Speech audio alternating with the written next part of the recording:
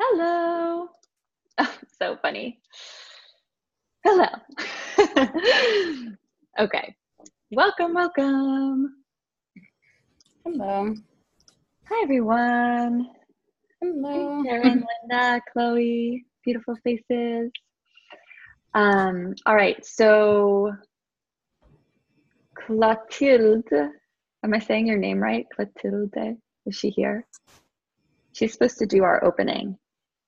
Let's see. And then Christine is also today. But I don't know if I see either of them here. Do I have the wrong names?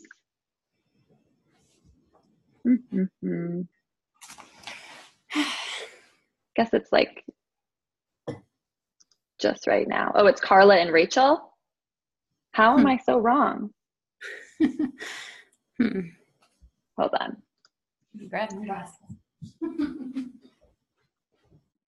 Let me look. You were looking at Saturday. Oh. Oh gosh. Yes. Apologies. Carla is Carla and Rachel today.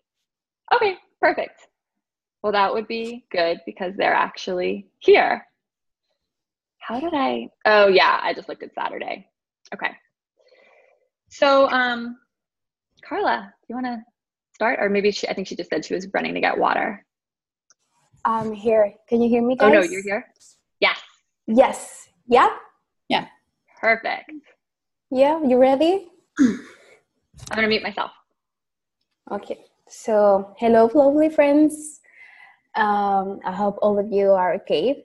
And this practice today, I want you to open your mind and your heart.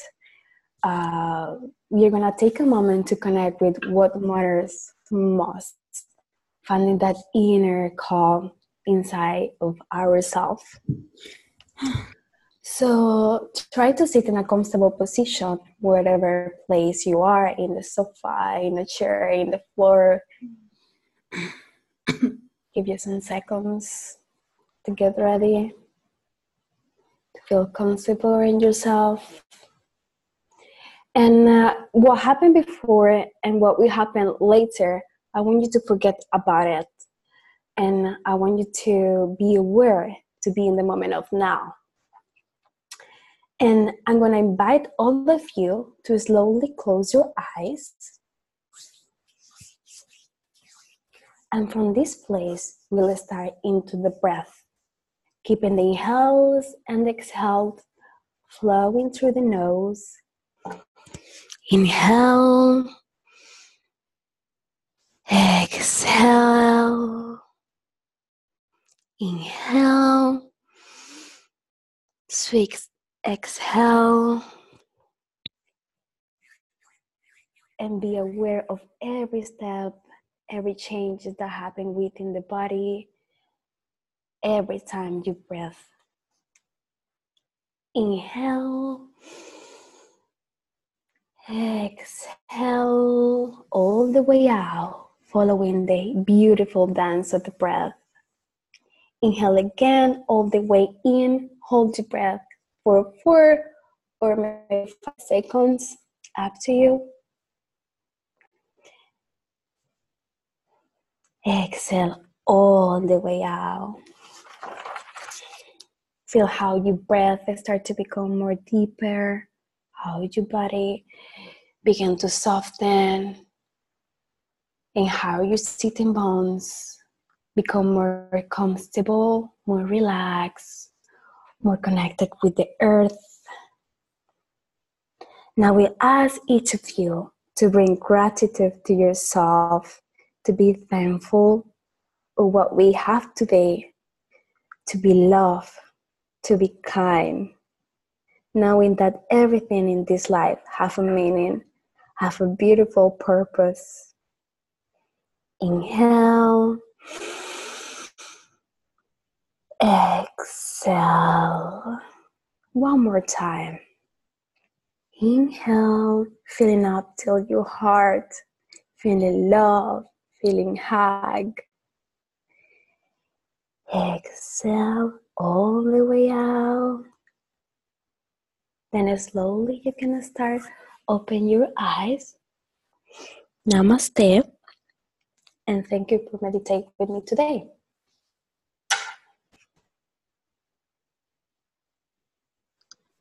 Thank you so much. Where are you from? I'm half Spanish, actually. Oh, and where are you right now in the world? I'm in Italy now. In Italy? Yeah. Oh, very cool. Yep. That was beautiful. Thank you. Yeah. Really great. I love the dance of the breath. Yeah, lovely voice. So nice. She reminds me of Jen and Stephanie of Titi from last class. So we had, oh my gosh, we had this woman, I think it was last class, from the south of France. Yeah. And I can't wait to see her practicum video now, because her practicum was so amazing, because her student only spoke French, but she knew she had to teach in English for the practicum. So she was like speaking in English, and then she'd speak in French, and like she was so amazing. Like I almost like want to post it for the group.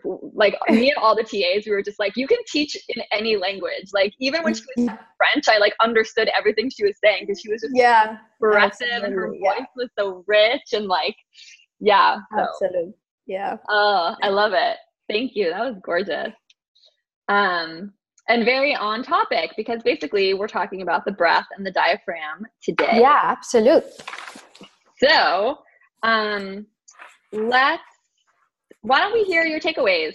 Is that okay? Do you want to just, because I have all my notes, but let's have you go first, and then maybe Carla can give hers Rachel. Yeah. Yeah, can give hers as well. So we have, sorry. Oh, and as you get ready, the other amazing part of this practicum video is that they were like on the beach. They were like, I don't even know. They were in like Cannes or something. I mean, it was just amazing. They were like on a pier. It looked like a tropical island resort. It was just like amazing. So we are in 5.1 or 5.2, right? Yeah, so it's B.5.1. And that one was just a class. So hopefully you all enjoyed it. You just had the experience. And then, today we're talking about B.5.2 and B.5.3. Yeah. Okay, so you want me to talk about the two? Want me to go ahead? Yeah, just give your 3 big things that you think everyone should remember from this material, or that you found the most interesting. Oh, from this material. Oh, yeah. One of the most important things of these that I learned when I was watching videos is that we should be more aware when it comes to breathe, that we should experience our breathe, how everything works, and also to be thankful for everything. That is crazy how we are able to breathe, how our body makes our everything to work and be able to breathe. It's a good takeaway. I agree. We should be very grateful. Cool. Rachel, do you want to share yours? Where is she? Yeah. Is that working? Yep, we hear you. Great. Okay. I thought it was really interesting how the lungs are like sponges and not balloons, and the huge surface area that they have among those little tiny passages and nooks and everything that's within them, which means that they have that huge surface area of like, was it tennis court? And that means we have huge potential to fill ourselves with prana with each breath. And the second takeaway was it was super interesting how the diaphragm and what are the little things that come off the diaphragm? Are they called pleura or cura? I couldn't hear it in the video. The little yeah, I think it's what you're talking about is pleura. Hold on, I'm looking at my notes. Yeah. So the diaphragm and the pleura are actually attached to the psoas, which, so it's Oh, like yeah. one Cure big up, sorry. tissue. Yeah. People are saying So it's it's one cure big hunk of tissue, and that means that if we manipulate the breath, then we're going to affect the hip structure and vice versa. I thought that was super fascinating. And then the other big thing I took was how important, well, how amazing the breath is at being our ticket in to hack the nervous system. So we can really use the different breaths. Like I love the Ayurvedic breaths of the kapha, the deep belly breathing to slow us down and to soothe us, and then the pitta in the side ribs for generating focus and getting things done, and then the vata for which is the high breaths. So if you want more energy, it's really good to do the back bends and get the oxygen up here. I thought that was super fascinating, and how cool how beautiful asana is, that we can manipulate and use these poses and think about it in this way to really fix ourselves, to fix our energetic issues at the time, according to each day and how we're going. So yeah, I love that. Nice. Yeah, you covered a lot of what I was going to talk about as well. Great takeaways. So yeah, I mean, this is a really important series of videos. Let's go over, so as you breathe in, so as you're inhaling, does the diaphragm contract or relax? Because I mean, there's a lot of anatomical terms that Kristen covered in the videos, and we'll talk about what anatomically happens when you breathe in a second, but this is probably one of, like, if I was going to distill one big key takeaway. So, okay, I have a relax, I have a contract. I'm seeing more contracts. Yeah. So I'd say, like, a big takeaway I'd encourage you all to write down or think about, right, is one, that the diaphragm is a muscle, right? I think that's sometimes, like, not totally clear. It is a muscle, just like your bicep that you would strengthen, or your quads that you'd strengthen on a weight machine or by doing lunges. Your diaphragm's a muscle, which means the more you practice deep breathing, the better you're going to get at it, right? It's a muscle, and then it contracts when you breathe in. So when I inhale, my diaphragm goes down, right? So I think Kristen talks about it as a jellyfish, and I like that. And someone posted a really cool visual in our Facebook group too. But the diaphragm goes down and it puffs the belly out.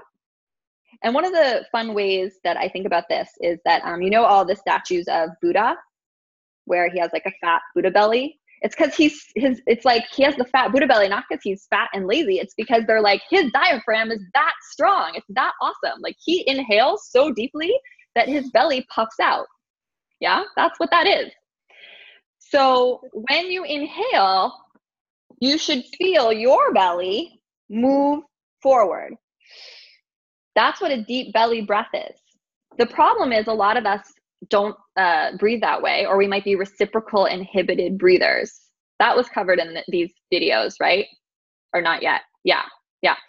So we would definitely want to cover that, because a lot of people are reciprocal inhibited breathers. But before we get there, you breathe in, the diaphragm contracts and moves down. And you can also think of that like it's moving down to make space for all the air. It's going to fill the lungs. Okay. And then when you exhale, it just domes back up. Yeah. So the belly moves in a little bit. Now, what happens to so many people, and this is covered in the video, so you can rewatch it, but I'll re-echo it here, is that their whole life, they don't take these deep belly breaths, or what's called like a diaphragmatic breath. Instead, they do the inverse. When they inhale, they pull their belly in, or they don't send the breath down to the belly at all. It's just all happening up in the chest. And then when they exhale, their belly relaxes. So people who are reciprocal inhibited breathers have a really hard time doing certain pranayama techniques, like, for example, breath of fire, right? All of a sudden they're like, wait, what? How do I, right? Because they've never, breath of fire really depends on the exhale being the navel coming back in, right? So this is just something to be aware of. And let's go over what anatomically happens in the body when you breathe in and out. Does someone want to try to talk us through it? It could be a student, teacher, or someone else, because there's a lot of pieces to it, but let's just try to get like the key landmarks. And if breath of fire is hard to do, it could mean that you're a reciprocal inhibited breather. It's also just, it takes practice, right? It's not easy to grab right away. All right, if we don't have do we have a volunteer? Yeah, do you want me to go, Brett? Sure. Yeah, sure. Okay, so so a nerve leading to the diaphragm fires and signals for it to contract, and this causes the central tendon to pull downward and that jellyfish-like shaped diaphragm to flatten towards the abdomen, and that creates space above in the thoracic cavity, and then air comes pouring through the nose and throat and fills that space. And then and I'm going to stop you for 1 second just so we can do the story in chronological order. So the air moves through the nose, right? Because in yoga, we're telling everyone to breathe in and out through the nose. And if they ask you why, it's like the air moves through the mucosal membrane and the cilia. Remember she talked about the cilia? Those little, I always think of them as like your little nose hairs.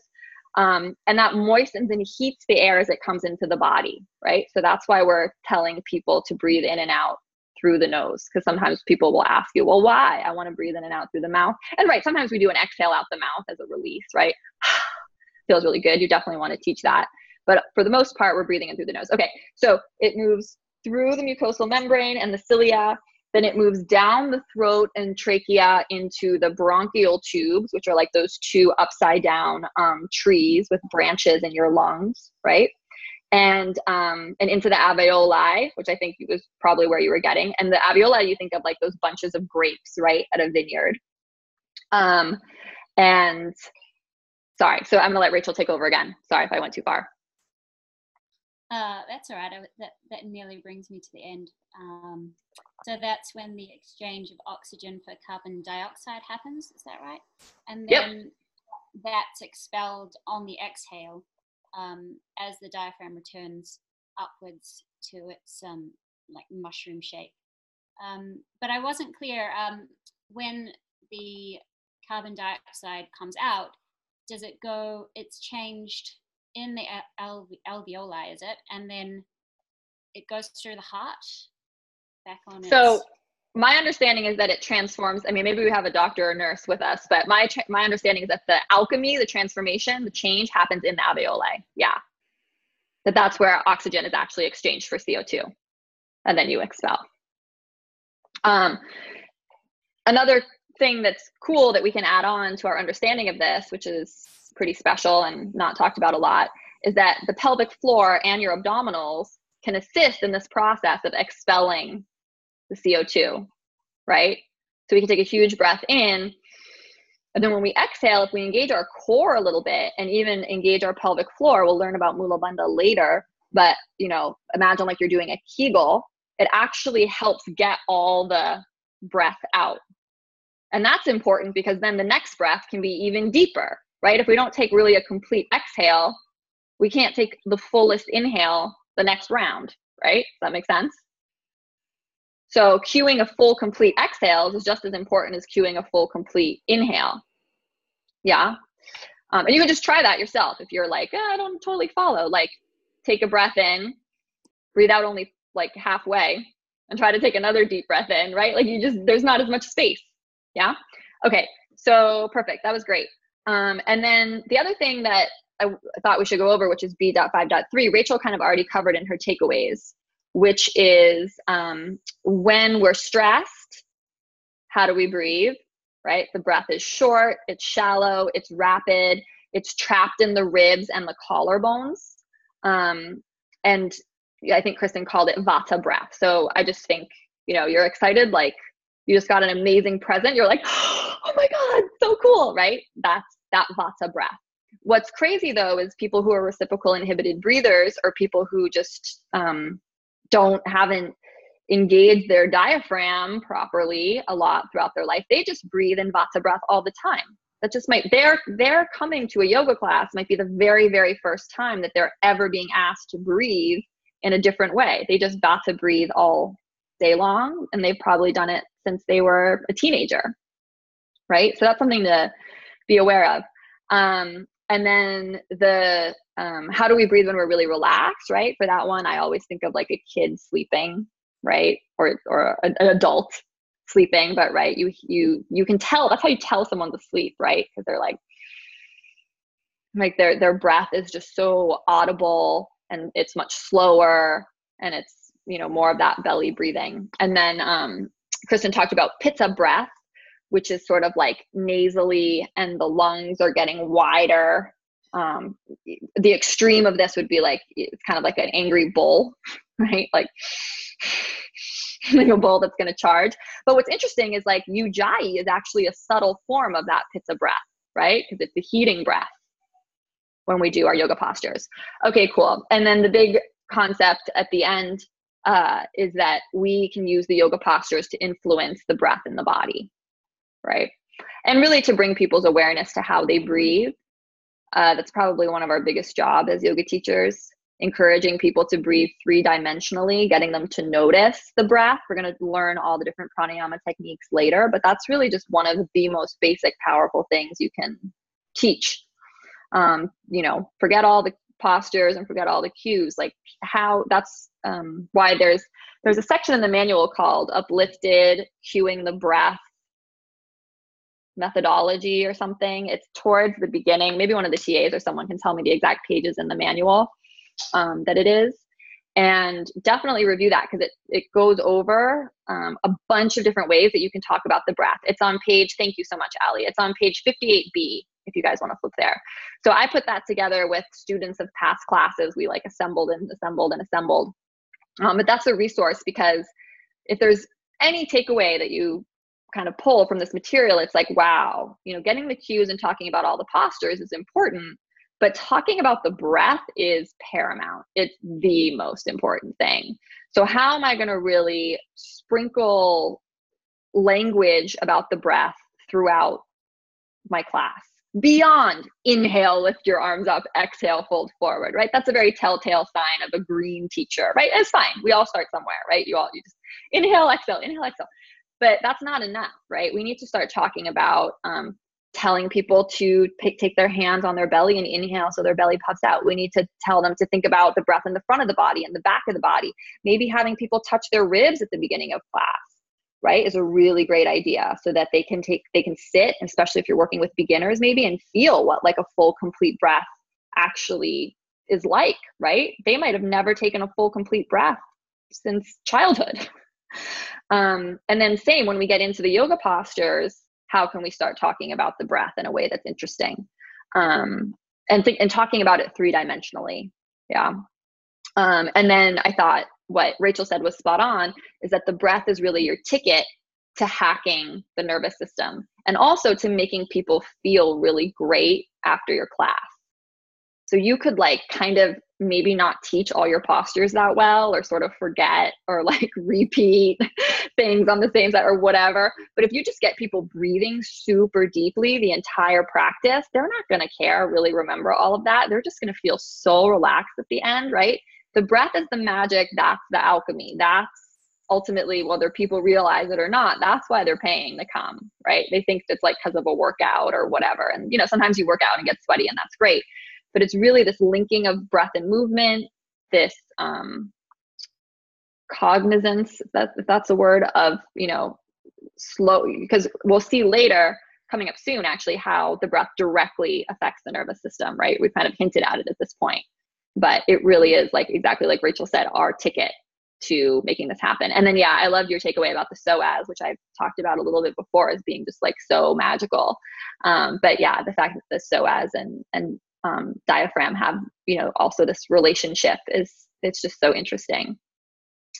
Okay, so if we want people to breathe into the chest, they do back bends. If we want them to breathe into the belly, they do more forward folds. Sides of the body, we have twists and lateral flexions. So We'll talk more about that next, and definitely be prepared to teach a full complete breath. I think we do that on the next live call, but if you're not coming to Saturday's call, like practice, like grab a husband, grab a friend, grab a significant other, grab a kid, practice teaching out loud the full complete breath to someone else. It's going to be such a good resource for you. And if you have that down pat, it's like if you're nervous at the beginning of class, you can just have people lie on their back to start class or sit and teach them that full complete breath, and it will serve your class so well, and it will build your confidence. Okay, so the poses we're looking at today are Uttanasana, Ustrasana, and Salabasana. So let's switch to looking at bodies, unless people have more specific questions that they want to talk about right now. And yeah, Gabrielle said in the chat, the breath is magic. It really is. Really, really is. It's what separates yoga from all the other forms of exercise that are out there. So, this linking of breath and movement in such a dynamic way. And of course, all the pranayama and the breathing exercises. Okay, so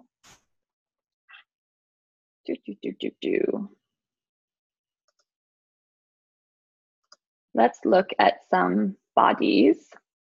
I have everyone pulled up. So, we can start anywhere, really, I feel like. Maybe let's start with Uttanasana, our forward fold. So where is the breath kind of going in this posture? Or where does it encourage the breath to go in the body? What do you guys think? So it happens on an exhale, yeah, in the back of the body, right? Okay, cool. So Rachel or Carla, did you guys have anyone in this folder that you wanted to look at?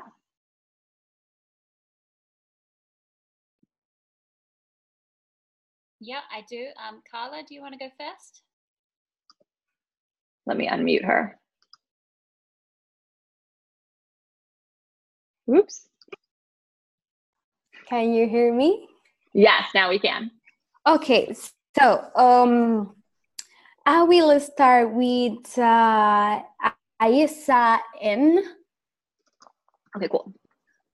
Okay, so I just want to, by seeing the picture, oh no, sorry, my bad. I wanted to give Kirsten M, yeah. Okay. Oh, nice. Okay. Yeah. So as you all can see, Kirsten said, I can say that she's doing a really good job, because the picture for me is, let's say, perfect. And because she is modifying the picture, and she have all the things point forward, feet together, the quad is engaged. I think she did a really good job. I just wanted to say that it's pretty amazing, the pictures. And yeah, for me, the feet are really good. Yeah, I agree with you. I think she looks great. The only thing I would say is, because there's always something, but this is something to look out for your student. She's using the blocks, which is awesome. Yeah, but absolutely. Her shoulders are elevated, right? So it's fine if she just wants to totally chill in her forward fold and relax. It's okay. Like, her shoulders can come up. But if she were going to say, let's say she was going to come into, press into her blocks and come into a half lift, right? We want her shoulders to glide down and back, right? Or if she was going to stay here for a really long time and maybe take long breaths and you wanted to make the pose more active, you might ask her to actually press into the blocks and take her shoulders kind of up and back. So, but yeah, I agree with you. This looks great. I love how her feet are hip width apart. Her legs are engaged.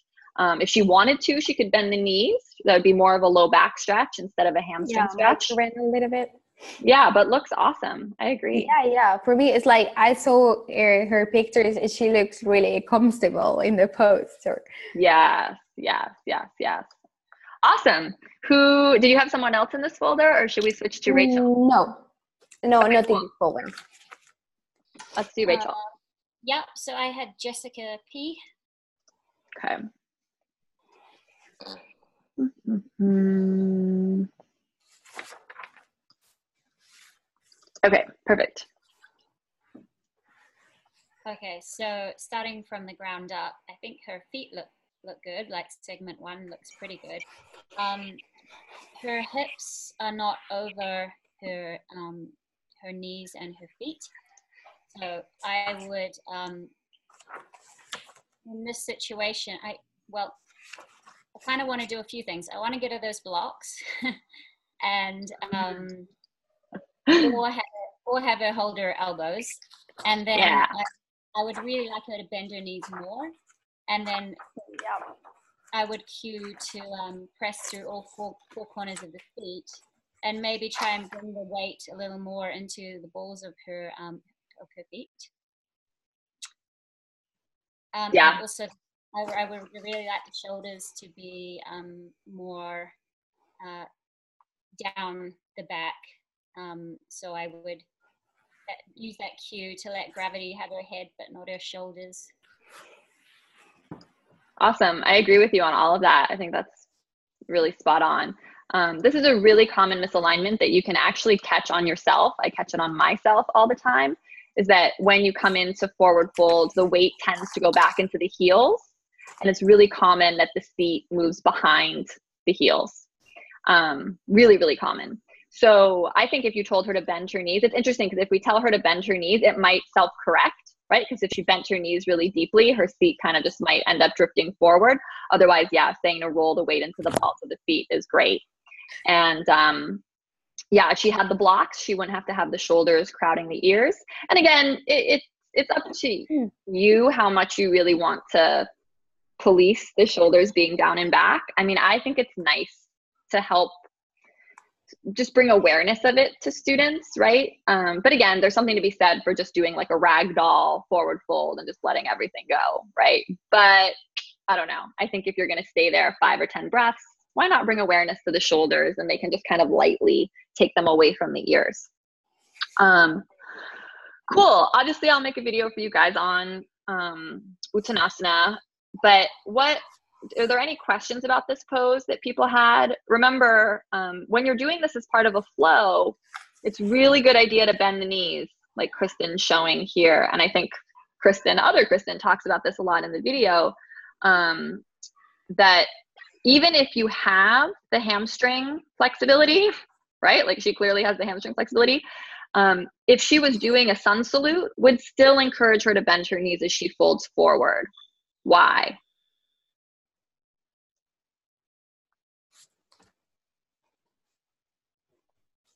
Why is it a good idea to bend the knees, even if you have the, to protect the low back? Yes.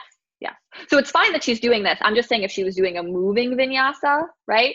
I can touch the floor too, but I still kind of force myself to bend my knees anytime I'm flowing on the breath into forward fold. Because remember, when do people get injured? On those transitions, right? On the transitions. So if you encourage people to bend their knees when they fold, we just decrease the risk of injury by a lot. Yeah. This is also a place where you could have people squeeze a block between their inner thighs. Just looking at Tessa's photo for a sec, right? Like we could see her feet were a little bit in external rotation. Like any forward fold, people think the goal is to touch the ground, right? So you'll see this a lot, in which case you'll bring them blocks. You'll ask them to glide the shoulders down and back, or again, a really nice one is to have them clasp the hands behind their head, right at the hairline, if you just want to do something relaxing for them and let them sort of sway. Otherwise, bring them those blocks so that they can take the shoulders down and back, because especially they'll need those blocks to do what? Ardha Uttanasana, the variation that's the half lift. Okay. What questions do we have about this pose before we move on? Does everyone feel pretty confident? Okay, let's look at, let's go into the back bend. So let's look at Salabasana. Did you have someone in here, or who wants to go first, either or? Maybe we can go back to Carla. Yeah, can you hear me? Yep. So I chose a Lindy.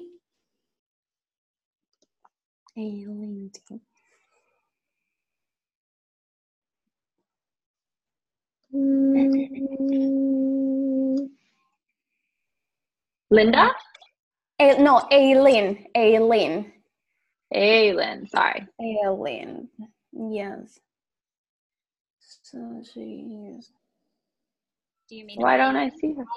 E-I maybe? Eileen, yeah, maybe Eileen. Eileen, sorry. It's okay. Perfect.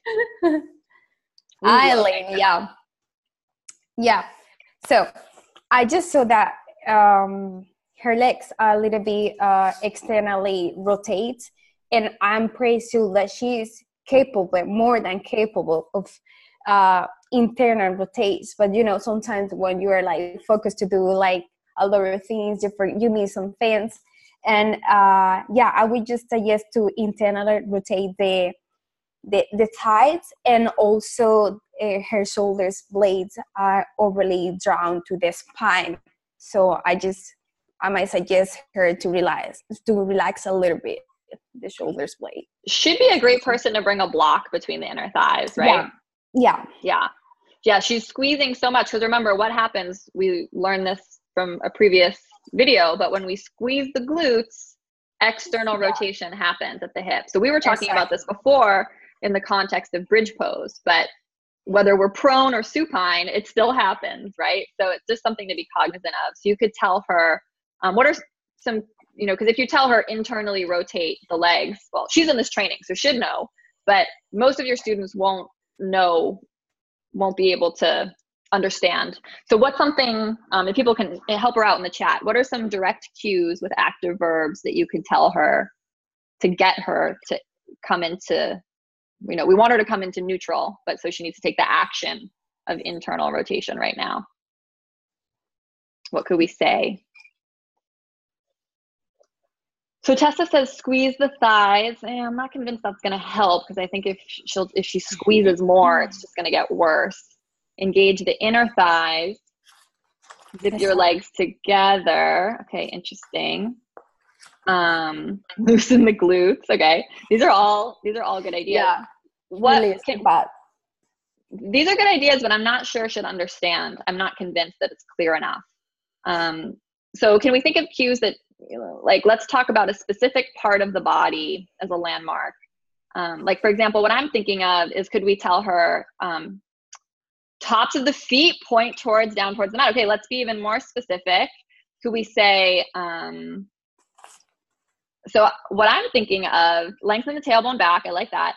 Roll the thighs in towards one another. So that's a good idea, but I don't know if she'll, you know, because remember, it's like behind her. So she might not know, ooh, shins pointing towards the floor, bring feet together. Yeah, these are all good.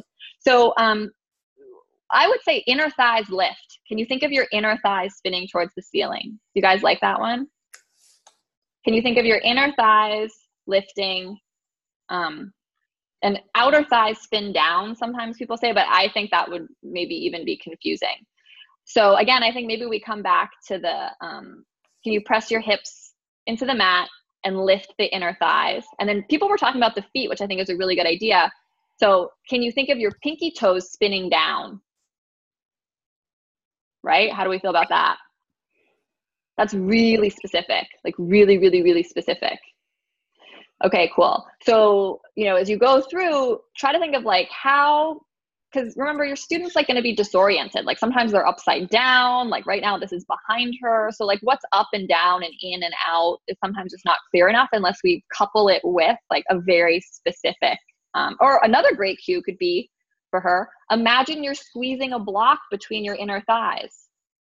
Oh yeah. That would help, right? Or someone else said something in the chat that was really great about bringing her legs towards one another, because you know, to get that sensation of squeezing the block. So you could maybe also say, hey, can you magnetize your legs, or think of moving your inner thighs towards one another, right? That was similar to something someone said. Okay, cool. And then, yeah, it looks like she's really engaged in the shoulders. It doesn't bother me a ton. I think she has a really strong bind. And, you know, one thing that's nice with Salabasana as opposed to Cobra is we've taken the hands out of the equation, right? So we really get to see whether people are holding themselves there with muscular force of like muscular effort in the low back and abs. While in Cobra, it's a little bit easier for people to cheat, right? And actually maybe hurt their lumbar if they press up too much. So in some ways, Salabasana is almost like safer than Cobra from that particular perspective. Okay, that was awesome. Thank you. Rachel, who did you have in this folder? I had Rachel W. Rachel W. Cool. And before we go, it's really nice that her head and neck is in line with the thoracic, right? She's not craning her head up, which is really awesome. And it looks like she's really working really hard. And everyone has to, not just her, everyone has to work on drawing the thighs together, right? Because we know once we engage the glutes, they're automatically going to externally rotate unless we try to bring them back. So sorry, you said Rachel W? Mm-hmm. Okay, perfect. Yeah, spinning inner thighs towards the ceiling. So remember to say inner thighs though, because if you just say thighs, it's not specific enough. Spin the inner thighs towards the ceiling. Okay, cool. Yeah, so I think Rachel has a little bit of a similar action in the legs. So I had similar cues with imagine a block between your thighs and squeezing it. And yeah, I can't quite see behind my chat box, but yeah, it's not as pronounced as the last picture, but there's just a little bit of external rotation there, I think. And then my main other concern is with the shoulders and the neck. I feel like there's a little bit of excess cervical lordosis happening there, and the shoulders are crunched up around the neck. So I'd cue to roll the shoulders down the back. And also I think she could engage the abs a little more. And so I would cue to press those hip points more into the ground and lengthen the tailbone down as she engaged the abs on the exhale. Love it. I love all those cues. Yeah. And again, let's always be specific as possible. So if we say lengthen the tailbone down, and why don't we say lengthen the tailbone towards your heels? Because then it's like, she's definitely going to get it. Don't you think? Yeah. Oh, and she needs to dip.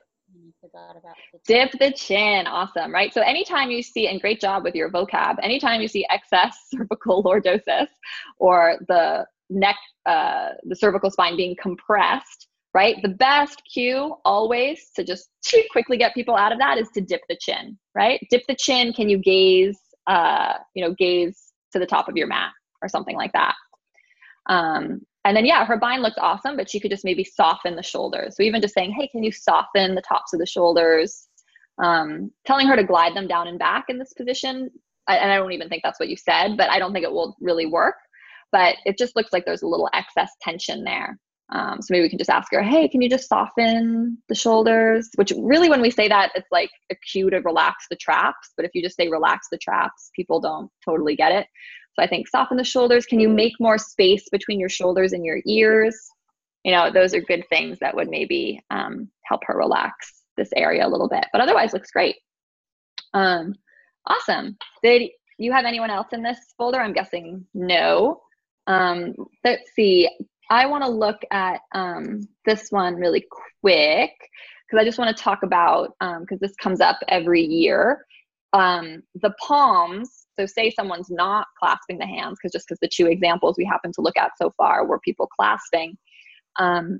People have different takes on this, whether the palms in Salabasana should be face up or face down. So I'm curious what you guys think. Feel free to put in the chat. How do you practice it, and what do you think feels the best? To have palms face up or palms face down? Or do you like it to the side, pinkies up or thumbs up? So Rachel says, I've always been taught palms up. To the side. Okay, so if it's to the side, do we have pinkies up or thumbs up? Pinkies up. Interesting. Cool. So there's no right answer. Jamie said she prefers thumbs down. Yeah. So one thing that you can do, or that I'd encourage you to do, is you guys can all see me, right? Is to really think about the actions in the shoulders with each option. So let's see if I can get a good view here. All right. So if I do, so look at my shoulders, right? If I do palms face up, we're taking my shoulder, am I in what's going on in the shoulder girdle, in the shoulder complex, at the glenohumeral joint? What's happening? Internal rotation, external rotation. Hold on, I have to come out of it to see the chat. Internal, right? Internal rotation. Interesting, right? So that's not bad. It's not a bad thing. So, but it's just something to be aware of, right? It's actually internal rotation if we have palms face up. What if we go palms face down? What's going on at the glenohumeral joint, do you guys think? External, but it's just minor, right? Minor. Okay, so let's do the other variations. What if we do thumbs down? Okay, so it's thumbs down, and I'm going to take it all the way back.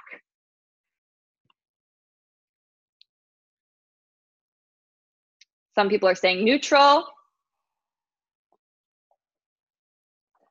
I'd say this is going towards slight internal. I agree with Eileen again, right? And it actually feels awful.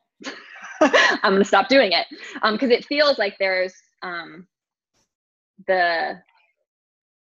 it feels like there's not sukha, there's not good space. Okay, so now let's try it with the pinkies down. So my thumbs are up. What is this?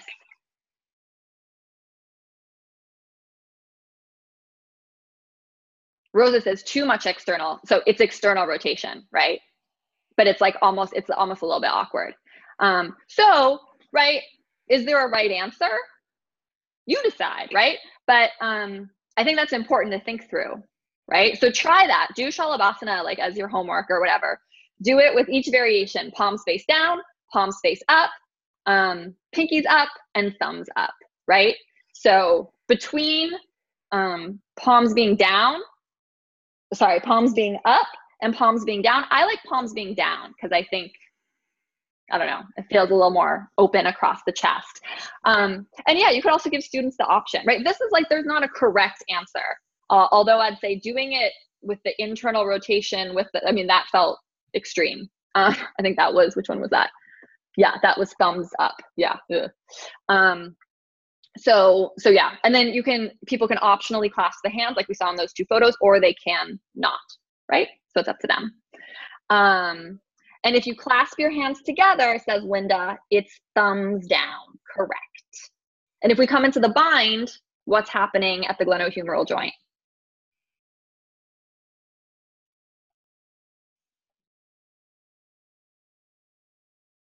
What rotation?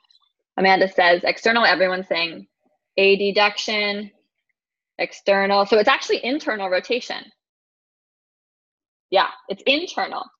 All anything where we're going like this or taking our hands behind our back to come into a bind is internal rotation. Is everyone clear on that?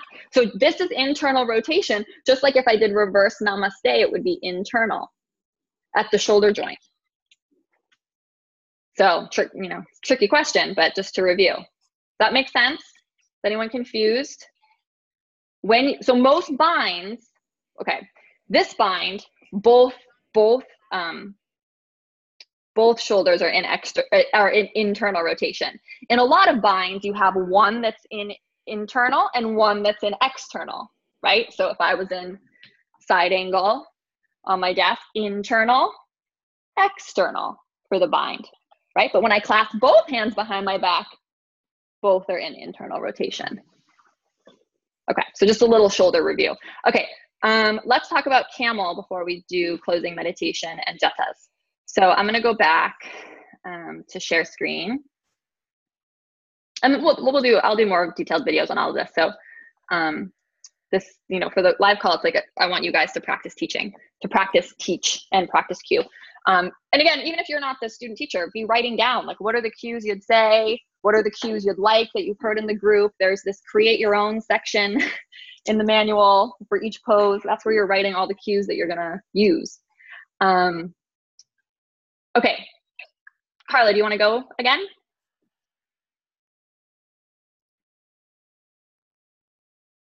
Or Rachel? Or someone? Did I lose you guys? I think Carla is muted. Oh, okay. Do you want to go first, Rachel, this time? Yeah, While sure. she unmutes. Tessa W. Okay, cool.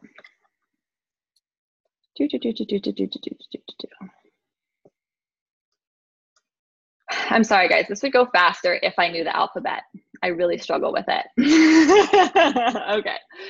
All right. Beautiful Tessa, who's also on this call. Yay. I think I saw her earlier.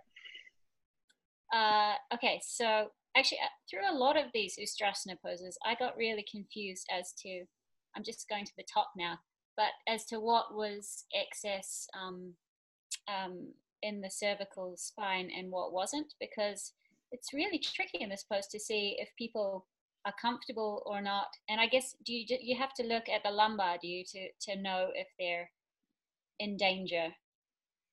Yeah, that's a really beautiful observation. Yeah, so in camel, usually you give people the option. You can say, look down the center line of the body, in which case the cervical stays completely protected. And you're right, it protects the lumbar a little bit more as well.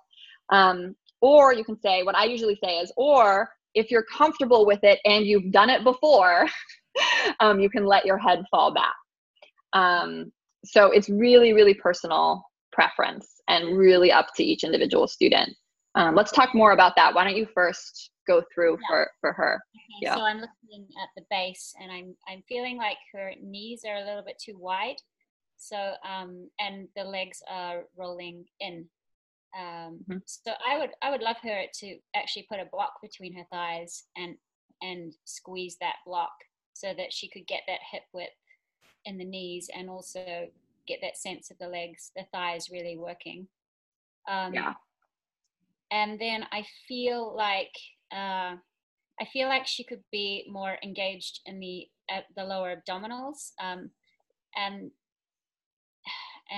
So actually a really interesting cue I heard from a teacher the other day. She said, imagine you've got low jeans on and you're zipping up the zipper of your low jeans. So kind of that sucking in right down low of the low abs. And then, so I feel like I'm not sure whether her back is safe or not in this picture. She's smiling, so it looks like she's comfortable. Mm-hmm. And then I would really like the shoulders to also roll backwards and down the back before she's even coming up and over. Yeah. Cool. Yeah. So I think she could definitely take her knees closer together, and squeezing a block between the inner thighs would be great for her. I feel like her lumbar looks like, I mean, if we visualize her pelvic bowl right here, I feel like it's pretty neutral. Now, can she engage the abs more? Of course, we all can. But I feel like her lumbar is pretty safe. I feel like I don't feel like danger zone, you know, when you want to run over to someone. It feels pretty good. One thing that's good is her hips are right over her knees, right? That's probably the biggest common misalignment that you're going to see, is that people start getting way forward or most likely way back. And then it looks like she's comfortable here. So if it's her choice. If with the shoulders, sorry to hijack this call and make it about the shoulders, but if she turned her palms down, like she was stuffing her hands into her jean pockets instead of palms face up, it would have a different sensation across the shoulders. It would be external rotation instead of what she has right now is a little bit internal. So that's, again, not right or wrong, personal preference, but it could be something for her to play with, just to point out. But I love that the hips are over the knees. I love that she's on a blanket. And yeah, I agree with your observations as well. Carla, do you want to do yours? Sure. Okay. Who did you want to look at? Kristen F. Okay. Perfect. Got it. Yeah. So, just an observation is that the hips and the knees are not really alike, vertically. So yeah, you can her see hips are way back here. Yeah. Yeah. So she can, and my suggestion would be like, she can use a block or just using, instead of like, if you can reach, you can put your hands in your lower back instead of using all the amount of the strength. So you're talking about putting a block here. Is that right? Yeah. Mm-hmm. Right. So she could put a block here, or you could just say, hey, take your hands to your low back, right?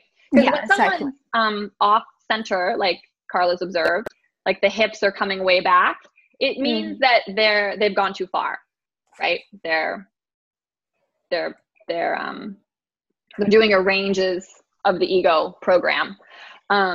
So we wanted to get her in that sweet alignment where the hips are over the knees, and that will help by hands on blocks or hands to her low back. Okay, cool. Yeah. Yeah, I agree, because it's hard to tell because she's wearing kind of a baggy shirt. So it's hard for us to see what exactly is going on with her spine.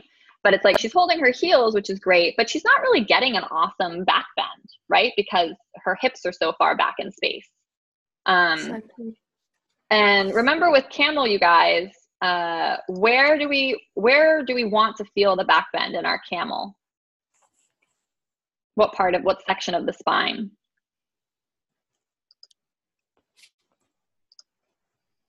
Thoracic, says Philippe. Exactly, thoracic, right? Because the lumbar already back bends quite well and has a ton of mobility. So camel is a lot about abdominal muscles, stabilizing the lumbar and keeping the pelvis in neutral. And a lot of times when people are reaching for the heels, right, the hips are going to move back in space. And here we can see for Sarhar what part of the spine is back bending the most. Looking at her body. Is the cervical spine the most, the thoracic, the lumbar, the sacral? The lumbar, right? We see crazy back bend happening in the lumbar. So, but now that we know about, we have a lot more information about the spine, this is like actually where we want her to focus on stability, right? So camel is actually all about how do we stabilize the lumbar by squeezing the inner thighs together, maybe on a block, by pulling the abs in like crazy, by maybe even backing off our range. And the best cue to giving camel is hip points up towards the chin, lower belly engaged, right? All of those kinds of things. So that this stays kind of like in neutral best we can, and that the back bend really just happens in the thoracic. So she's just like Carla's student would want to bring her blocks or to have her take the hands to the low back. And the hands to the low back are really nice because it's almost like a self adjust where you can kind of feel, oh, is my low back arching too much, coming into too much lordosis? And you can even use your hands to like lengthen the low back down if you have your hands here. Does this make sense to people? So the best place to view your students in camel, because I just uploaded the in-studio positioning video, where would we want to look at our students in camel? Would we want to look at them in the front of the room, the back of the room, or the side of the room to sort of see what's going on with everyone?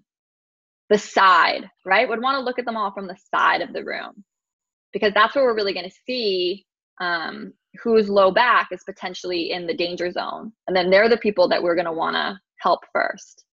Simona, great question. Is camel safe for the low back since it's so easy to hyperextend the lumbar? So if we wanted to rank our back bends in order of safety for beginners, would camel be like on like a 1 or 2, like super safe, or would it be like a 9 or 10, very advanced back bend? What do we think? 9. Yes, I agree. Right. This is a really advanced, challenging posture because, it's almost it's almost a mean posture, because it's like if you use your lumbar, you're going to be able to do this perfectly, or really have a lot of range. But we actually want to hold back. It's like back off, back off, back off. Engage the abs, stabilize, and just. And there's a great physical assist you can do with people. Has anyone ever had this done to them in camel, where you're in camel and the teacher reaches behind your thoracic and lifts you up out of your lumbar and helps you really feel the back bend in the thoracic? And it's like a great hands-on adjust. So yeah, camel, not for our beginners. What's great back bends for our beginners? Beginner class. Let's list some poses in the chat. Cobra, bridge. Yeah, those are awesome for beginners. Salabasana. In fact, Cobra and Salabasana, I love for beginners because it's actually teaching them, it's getting them to strengthen the low back. Cat-cow, yeah, for sure. So those are kind of our beginner-friendly ones. Bow and wheel are more advanced, and then camel, I feel, is almost like the most in some ways advanced because at least with bow and wheel, they won't be able to really compress the lumbar if they don't have enough flexibility or can't reach the feet or can't have the strength to press themselves up. So there's less risk. With camel, they can just anyone can just kind of tilt back. So it's almost more dangerous. Camel is another really great one to teach using the wall. So you'd have people press their hips into the wall. It's really fun. This is another great homework assignment. So Salabasana with all the finger hand variations, and then do camel at the wall. So, and squeeze a block in between your inner thighs, the long way, so that you can be straight up, and you try to keep your hips pressing the wall as you go back. And you're going to see it's so hard, and it's really cool. And then someone had a question where they were confused about the chin. So again, what I would suggest you say, and I'm sure this is written in the manual, I would say, look down the center line, to protect the cervical spine. I suggest looking down the center line of the body. If you've done it before and you feel comfortable, you can also let the head and neck fall back. Some people really love, because we do want to stretch the front of the throat. It's the only way to really stretch the front of the throat. So if, some people are just going to love that sensation. So I feel like it's,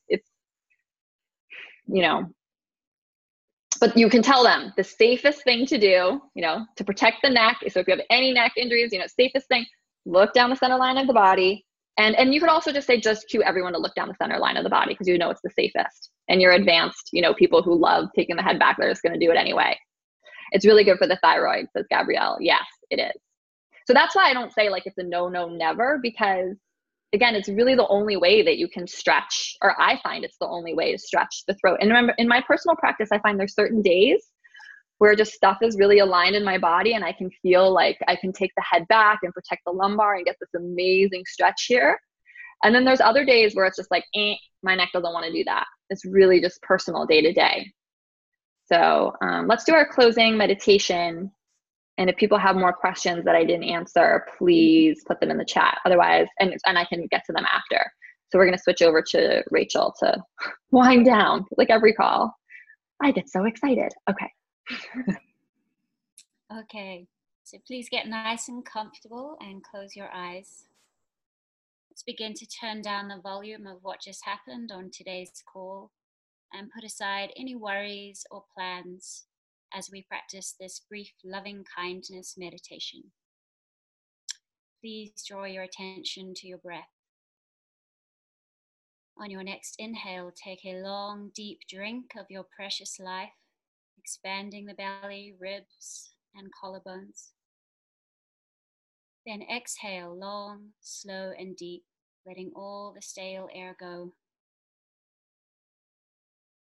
Continue breathing deeply and calmly as you bring to mind someone in your life you think could use a little love and kindness today. This could be your partner, child, friend, or maybe even yourself. Vividly picture your loved one's face as they sit directly in front of you. Make them crystal clear in your mind's eye. Now please repeat the following phrases silently in your mind. May you be happy. May you be happy and peaceful. May you enjoy good health. And may you be safe wherever you are. May you find deep joy in your life. May you live with a sense of ease, exactly as your true self. May you be happy and peaceful, healthy and safe, living with deep joy and a sense of ease.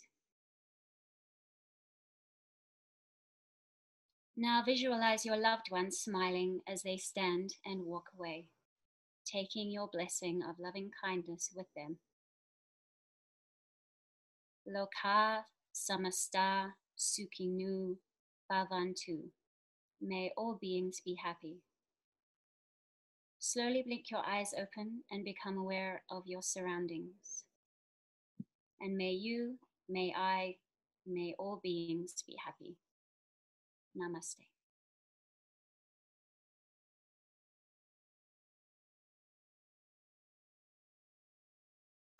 Namaste. That was lovely. Thank you, Rachel. Rachel, where are you from? I hear your accent, so I'm making assumptions, but that's not a correct thing to do. Where do you think? Oh no, don't put me on the spot. Australia. No, I'm from New Zealand, but I live in Switzerland. Oh, wow. See, that's not what I would have guessed. Okay. Very cool. Thank you. That was beautiful. That's cool. So we have Australian in Switzerland and native Spanish speaker in Italy.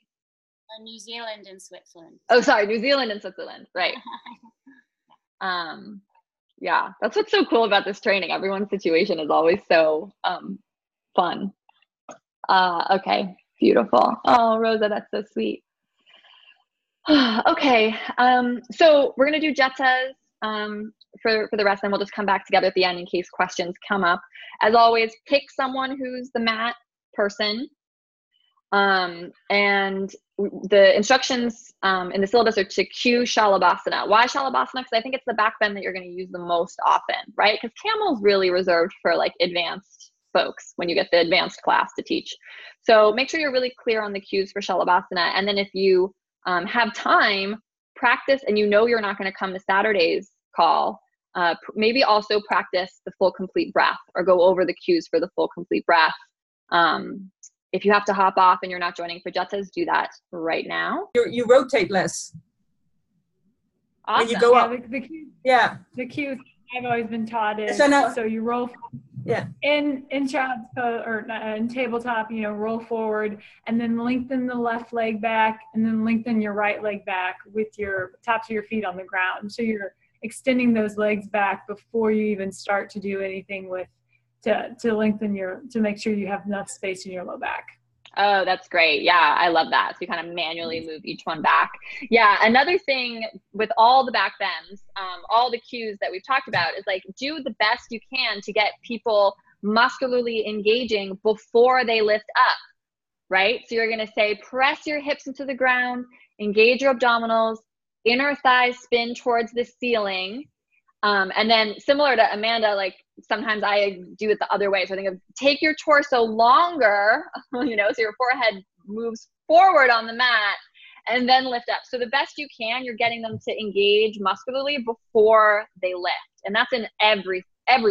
That's Cobra, Salabasana, bow. It's really great because once they're up there, they're like not listening as well because they're like, whoa, how do I do this? This is hard. And, you've kind of just lost them a little bit. So, and then you protect them right from the get-go. So yeah, do all those cues about the hip points pressing down and the tailbone lengthening back and the inner thighs lifting before they even get to, and then you can just say on your next inhale, lengthen and, lift the chest or something like that. So yeah, that was a great reminder. Thank you, Amanda. Yay. This is why I love the group dynamic. Cool. All right. Did anyone else have like a cue they wanted to share? Okay. Gabriella has a question. Are you going to type it or say it? Oh, there you go. I'll just say it. Hi. I just been kind of confused about this. Can you hear me? Mm-hmm. Yeah. Yeah. Okay. So when my teacher used to say, because I'm confused about the breathing, like you're lying down and you're getting ready to go do your back bend in Salabasana. And she always says like to breathe in while you're lying down and then breathe out and then come up. Mm-hmm. You can do both. Okay. So you it's can not make an like argument for both, right? So the argument that is on the inhale is that you're expanding and opening the chest. So it makes sense to come up on an in-breath. The argument to come up on an exhale for your teacher is she's probably thinking, we want them to really engage their core when they come up. And kind of like, especially people's with like Pilates background, it's like if you exhale. Ashtanga, I don't know if it's. Okay, yes, maybe. If you exhale, your like core is more engaged and you'd come up with the abs like strong. Okay, yeah, that sounds like her. yeah, okay. Yeah. So it's a slightly different focus. Again, it's not like one is right and one is wrong. I mean, to keep it simple for the purposes of this training, I'm going to say inhale, just if I have to pick one, because it goes with our theme of inhale anytime you're back bending and opening the chest, exhale when you come into flexion.